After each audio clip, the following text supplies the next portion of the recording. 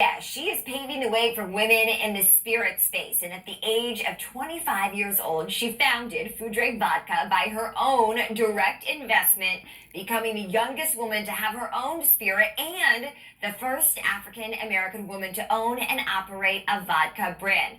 Joining me now is Chanel Turner, founder of FouDre Vodka. Chanel, thank you so much for coming on the show this morning. What's the story behind the company and why did you launch it? Thank you so much for having me. Good morning. Fou-Dre.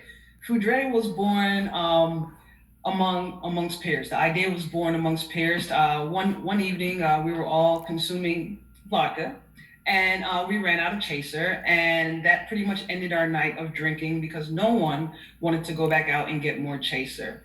But then it dawned on me that evening that why is it that we have to mask the spirits that we drink, right? Why do we have to mix it?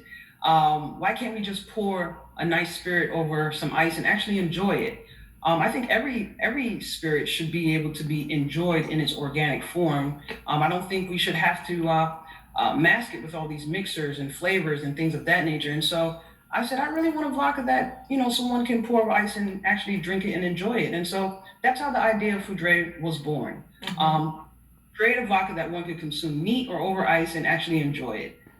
Look, it sounds delicious. I know it's pretty early in the morning, but maybe once that 5 o'clock mark hits, Chanel, I will definitely be enjoying some myself.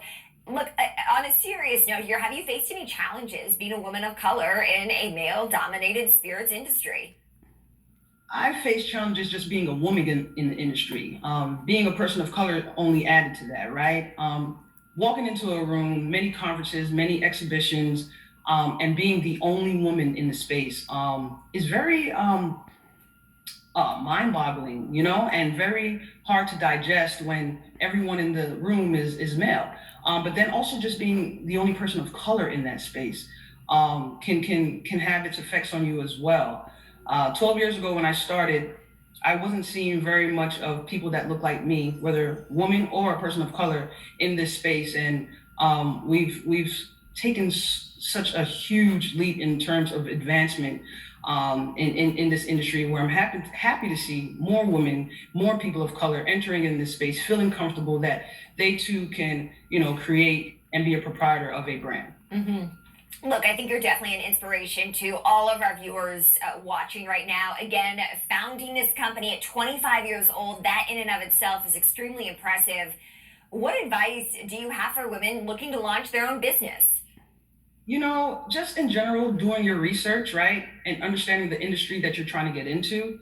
For me, it was very important and vital to know all the possible pitfalls one can face entering in an industry that I really had no idea about. So I think it's important that you do a lot of research, but more importantly, find someone in the industry that you can lean on for advice, right? Someone that can mentor you through all the obstacles that you might be faced with, and kind of latch onto them and try to soak up as much as you can. But don't rush to enter into a space that you're unfamiliar with. Try to familiarize yourself as best as possible.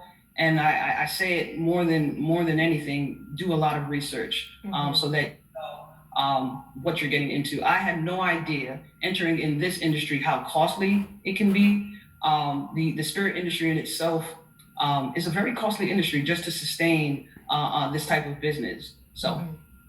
Yeah, I do think knowledge is power, and we hear from some of the top leaders out there. Educating yourself is something that can only help you these days. So I think that's great advice.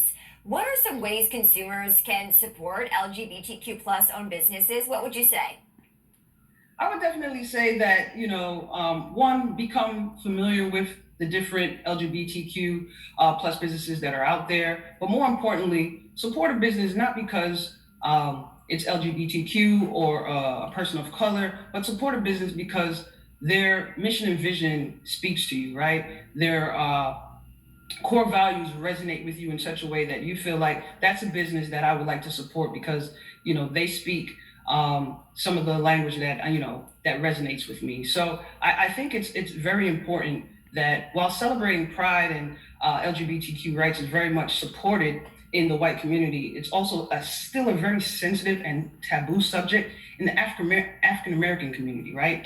So as a business owner, who identifies both as lesbian and a person of color, I'm hoping that my story will encourage others in the African American community to come out and share their stories.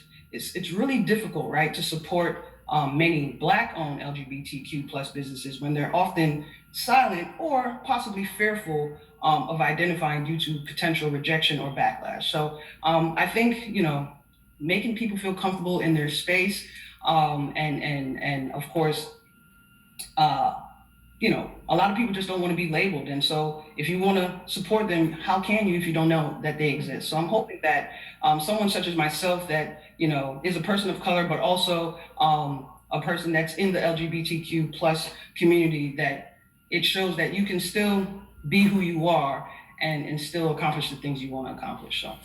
Chanel, what a positive, powerful message there.